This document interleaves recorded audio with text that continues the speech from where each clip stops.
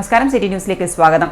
Railway station റോഡിൽ മലിനജലം ഒഴുകുന്നതിൽ പ്രതിഷേധിച്ച് ഓട്ടോ ലേബർ യൂണിയൻ CITUവിന്റെ നേതൃത്വത്തിൽ കണ്ണൂർ കോർപ്പറേഷനിലേക്ക് പ്രതിഷേധ മാർച്ച് നടത്തി.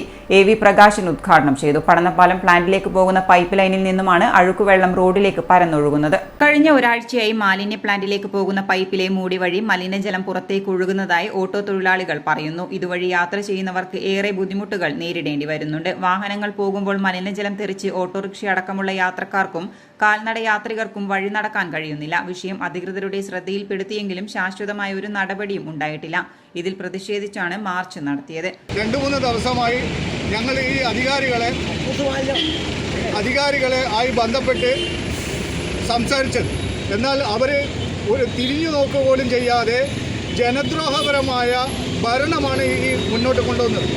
പല മേഖലയിലും അഴിമതി കൊടികുത്തി വാഴുന്ന കോർപ്പറേഷൻ ഇതിനപ്പുറവും ചെയ്യുമെന്നാണ് നാട്ടുകാർ പലരും പറയുന്നത്. കാരണം വെറും പണമുണ്ടാക്കുക, കമ്മീഷൻ വാങ്ങിക്കുക എന്നൊരു ഇതിലേക്ക് ഈ ഭരണം അധപ്പതിച്ചിരിക്കുകയാണ്.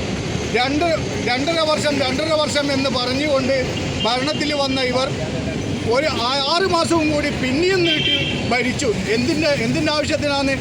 ആ കൊടുത്ത കമ്മീഷൻ വാങ്ങിക്കാൻ വേണ്ടിയാണോ 6 മാസം പിന്നെയും കൂട്ടിവരിച്ചത് എന്നാണ് തൊഴിലാളികളും ജനങ്ങളും, കോർപ്പറേഷനിലെ തൊഴിലാളികളും ജനങ്ങളും എല്ലാം ഇപ്പോൾ ചോദിച്ചുകൊണ്ടിരിക്കുന്നത്. പഴയ ബസ് സ്റ്റാൻഡ് പരിസരത്ത് നിന്നും ആരംഭിച്ച മാർച്ചിന് N. അജിത്ത്, ജംഷീർ, AK ആരിഫ് എന്നിവർ നേതൃത്വം നൽകി. കോർപ്പറേഷൻ ഓഫീസ് പരിസരത്ത് സമാപിച്ച മാർച്ചിൽ C. Sharif, K. Praveen, A. Jyothindran തുടങ്ങിയവർ സംസാരിച്ചു. City news, Kannur.